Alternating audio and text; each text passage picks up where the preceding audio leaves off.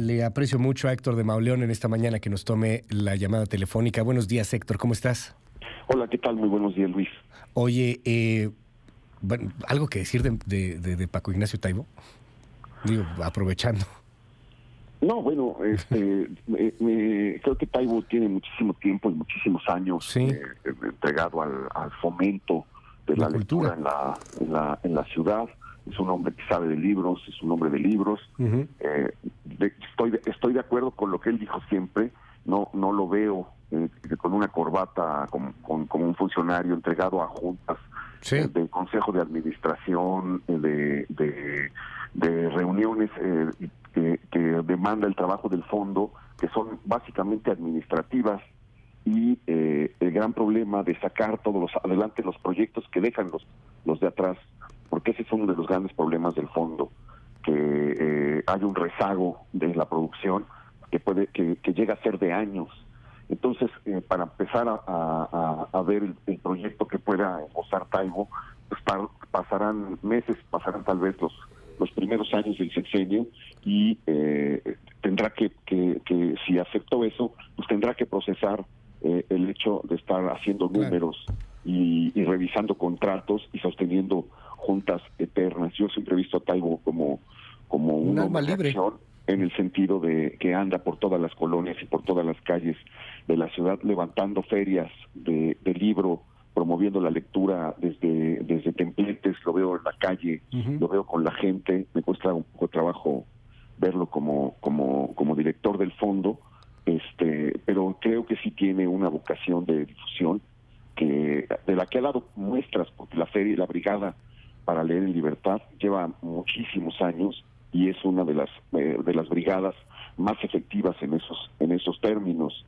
Entonces, pues ojalá que esa creatividad, y esa energía por el bien de todos, pues la logre comunicar Claro. al Fondo de Cultura, ¿no? No, y de hecho no era ni siquiera el motivo de la plática de hoy, Héctor. Nomás quise aprovechar ahí para Sí, poder preguntártelo, pues obviamente por la cercanía a los libros y al mundo editorial que tienes y que se reconoce y que tiene también Paco Ignacio Taibo. Oye, pero algo que sí nos llamó la atención, y el motivo de esta llamada, que te aprecio mucho nos hayas tomado en el día de hoy, es sobre pues estas propuestas que han surgido desde el gobierno electo por una Guardia Civil que tendrá que enfrentarse a lo que tú llamabas hace unos días en tu columna un infierno de droga y huachicol, a los muertos, a los asesinatos, a los secuestros, a los cárteles, al menos 9 poderosísimos, y de ahí súmale una cantidad enorme de decisiones, y que tienen un poder de fuego y que no lo hacen pues nada más porque son malos o por una cosa similar, sino porque pues es dinero y hay impunidad, y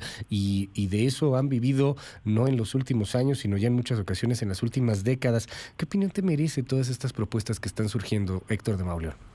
sí, a mí me llamó mucho la atención algo que pasó la semana pasada, a finales de septiembre, que ahí en Guanajuato, precisamente, un grupo de agentes federales fueron, digamos, atraídos por unos hombres armados hacia una brecha. Los persiguieron a lo largo de 2 kilómetros y llegaron a un punto de reunión del cártel Jalisco, donde había 7 camionetas y 40 personas que ya lo estaban esperando con armas largas, y que abrieron fuego contra ellos. Por fortuna, estos federales estaban entrenados, pertenecen a una división que está entrenada precisamente para tareas de alto riesgo en esas zonas. Y entonces, pues no lograron hacerles ninguna baja. Hubo algunos heridos. Por el contrario, el otro grupo tuvo ocho muertos, pero fue un enfrentamiento que acabó dándose de cerro a cerro durante 2 horas, con armas con una capacidad de fuego que no se les acababa a los miembros del cártel Jalisco. Finalmente, cuando llegaron refuerzos de la federal, los otros hombres se fueron esfumando ya en la noche y desaparecieron. Pero en el camino, en su huida, quemaron un tráiler, quemaron una camioneta. Más adelante hubo otra balacera, y fueron sembrando el horror por donde iban pasando. Y es un horror que se volvió cotidiano en esa zona de la refinería de Salamanca, porque es donde se da una de las actividades más productivas del cártel Jalisco, que es precisamente el huachicoleo, ¿no? La ordeña de ductos, etcétera, y que es una zona que se están peleando el cártel Jalisco, que ya se metió desde hace años y está reinando o está dominando, como lo ha hecho en otros 16 estados del país, de una manera impresionante. Durante el sexenio de Enrique Peña Nieto, este fue el cártel. Mientras se iban desvaneciendo o perdiendo poder todos los otros cárteles de los que oímos hablar en los últimos años, este cártel creció de manera muy extraña, como si los operativos federales que abatían a los otros cárteles les fueran abriendo camino, porque donde caía un cártel, donde se debilitaba un jefe de otra organización, aparecían estos, y de tener presencia solamente en 4 o 5 estados al principio del sexenio, hoy están ya en más de la mitad del país, con una presencia muy fuerte, porque se apoderaron del Pacífico, de todos los estados del Pacífico los tienen en la bolsa, comenzaron a tener presencia en la frontera, y hoy tienen ya varios puntos del norte de la ciudad bajo su control, y desde hace mucho intentaron el control de Veracruz, comenzaron a meterse a Veracruz, y desde ahí se fueron extendiendo hacia el norte, y hoy sabemos ya que están en Quintana Roo, que están ocupando en los lugares que dejaron vacantes los Zetas, y que le están peleando de manera muy seria al cártel del Golfo, la parte norte del Golfo, la parte noreste del país. El asunto ahí en Guanajuato también, además de la presencia fortísima de este cártel, del Jalisco Nueva Generación, pues viene mucho también con estos nuevos actores que ya uno a veces no sabe qué tan nuevos o no lo puedan ser, Héctor de Mauleón, los famosos miembros del cártel de Santa Rosa de Lima, ¿no? Lima. Que también está creciendo, o sea, y que podrían convertirse, dicen algunos, pues en el símil de los Zetas para el gobierno de López Obrador. Sí. Actualmente son tres organizaciones, son los Zetas, es el cártel de Santa Rosa y es el cártel Jalisco. El que ha dado muestras más serias de peligro ha sido el cártel Jalisco, porque es un cártel completamente violento, es un cártel que ha retado ya varias veces el poder del Estado, y a pesar de que ha hecho esto, pues es incontenible su avance. Tú recuerdas que emboscaron a unos agentes allí en Jalisco, les quemaron las camionetas, derribaron un helicóptero del ejército. Es un cártel de verdad muy amenazante. Y frente a esta situación, lo que ha venido apareciendo por parte de el gobierno electo, el gobierno entrante, es una serie de indefiniciones, de cambio de tono, digo yo. Mientras unos funcionarios dicen una cosa, el presidente electo dice otra, no se acaban de poner de acuerdo, no tenemos claro el camino que van a seguir, y de repente escuchamos cosas como estas, que volver a la idea de una guardia civil. Bueno, para empezar, la idea de que el ejército no sirve para la tarea para la que fue creada, y que si nos invaden, pues digamos tú y yo, Luis, a defender la patria. A defender todos. Y dos, entonces, como el ejército no sirve para eso, lo va a usar para lo que dijeron todo el tiempo. Que ya hay, perdón que ponga aquí una pausa, porque quisiera conocer tu punto de vista, Héctor, conocedor de la historia al final de cuentas, muy profundo, el asunto de que salga el pueblo a defender la patria, entendiendo el pueblo como un solo ente, y también una especie de invasión extranjera. Escuchar el discurso en el año 2018, pues sí es, por decirlo menos, interesante, ¿no? O sea, sí volteas y dices, oye, es que esto nos recuerda a lo mejor, no sé, la invasión de los franceses, una revolución mexicana, o sea... Es que yo diría que no es interesante, yo diría que es estremecedor, perdón. Sí, totalmente. Porque se está refiriendo a un tiempo en el que no existía un ejército profesional. El ejército se levantaba en esos tiempos precisamente mediante el sistema de leva, que era agarrar a ciudadanos y llevárselos a la fuerza en cadena, ponerles un uniforme y llevárselos a donde tuvieran que ir. el ejército que perdió Texas pues, fue levantado de gente, de borrachines, de indigentes, de jóvenes que pasaban por los ranchos y los levantaban, de quien andaba de noche en la calle y de repente lo agarraban y se lo llevaban por esa razón. Y entonces no era un ejército profesional. Y sí, efectivamente, cuando vino el desastre cuando terminó de caer, por ejemplo, el castillo de Chapultepec y los norteamericanos empezaron a avanzar por lo que hoy es el circuito interior y San Cosme hacia el Zócalo, pues la gente sí se parapetó en sus casas, los empezó a apedrear desde las azoteas, los que tenían escopetas o armas les tiraban desde ventanas y azoteas, pero lo que hicieron los norteamericanos fue atroz, y es que rompieron las puertas de las casas donde los agredían, mataban a quienes los atacaban, y a veces avanzaban rompiendo muros por dentro para evitar en donde veía concentración de escopetas o de fusiles en las azoteas,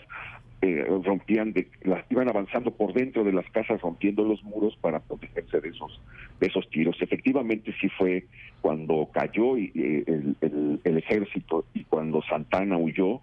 Efectivamente durante 3 días fue la gente la que hizo la defensa, es célebre la defensa del pueblo mexicano contra los invasores después del 15, 16, del 13 al 16 de septiembre, porque les ponían emboscadas, los organizó un padre, un cura que se apellidaba Jarauta, organizó al pueblo, y efectivamente el pueblo hizo la resistencia. Había ya caído el ejército, pero no estamos hablando de un ejército profesional. La profesionalización, la creación de un ejército profesional, pues es una cosa que comenzó en la Revolución, en el siglo XX, en los primeros años del siglo XX, y ha tenido este desarrollo desde entonces. Ni siquiera el ejército porfiriano era un ejército profesional, tenía una profesionalización de oficiales de alto rango, pero todo lo demás era el mismo sistema del pueblo levantado por la leva y con una preparación militar.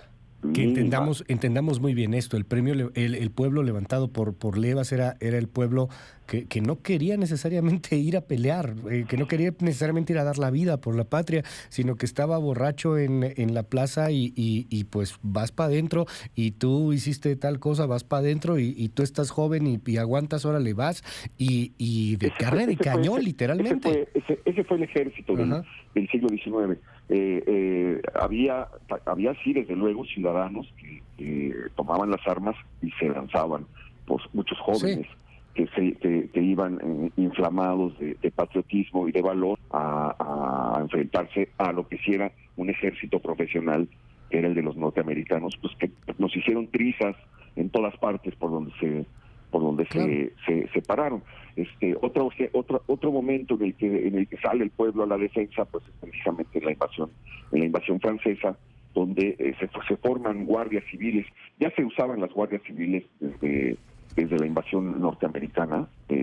Había un grupo que le llamaban los polcos, porque eran puros jóvenes que decían que estaba de moda la polka, y eran señoritos que bailaban polcas, etcétera.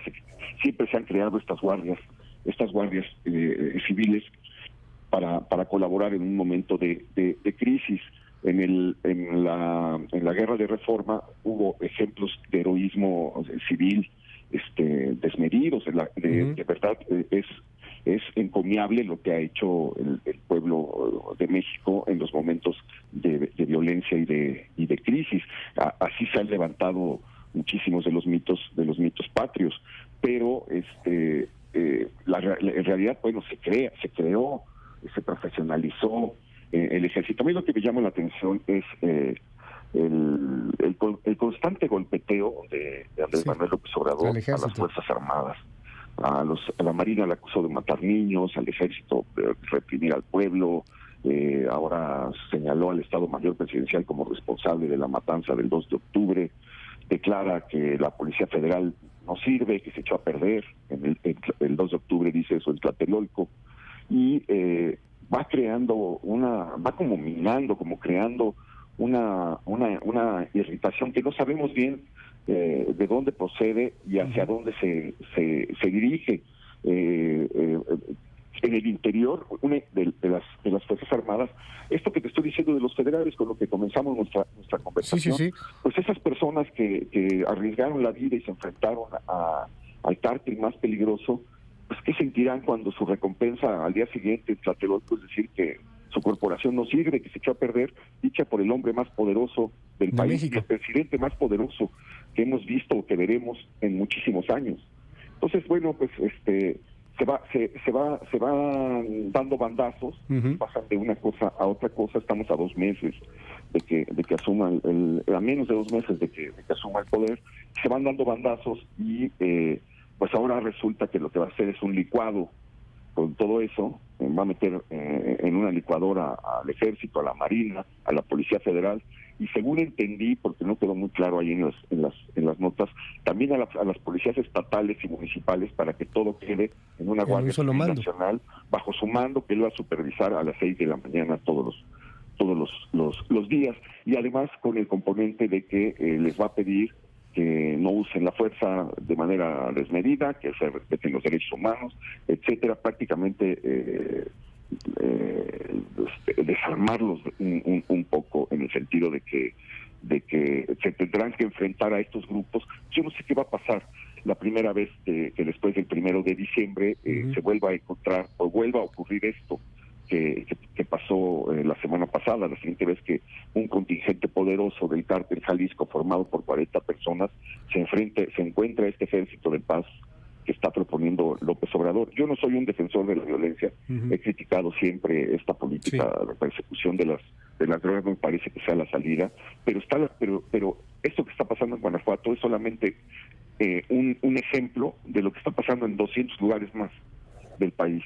Entonces, la estrategia cuál será, cómo se va a atacar o atender eso, que tiene en vilo a millones de mexicanos, porque los mexicanos de esas ciudades las han perdido sus noches, los niños perdieron los parques.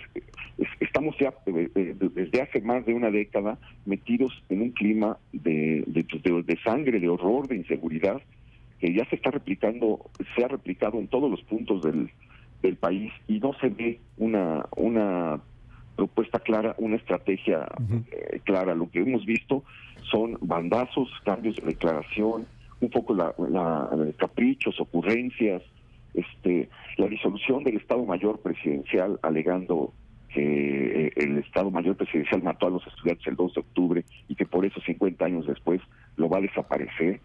Pues es, por lo menos, por decirlo menos, desconcertante.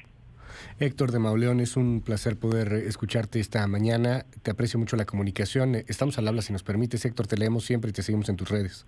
Te agradezco muchísimo, Luis. Un abrazo muy fuerte para quienes te están escuchando.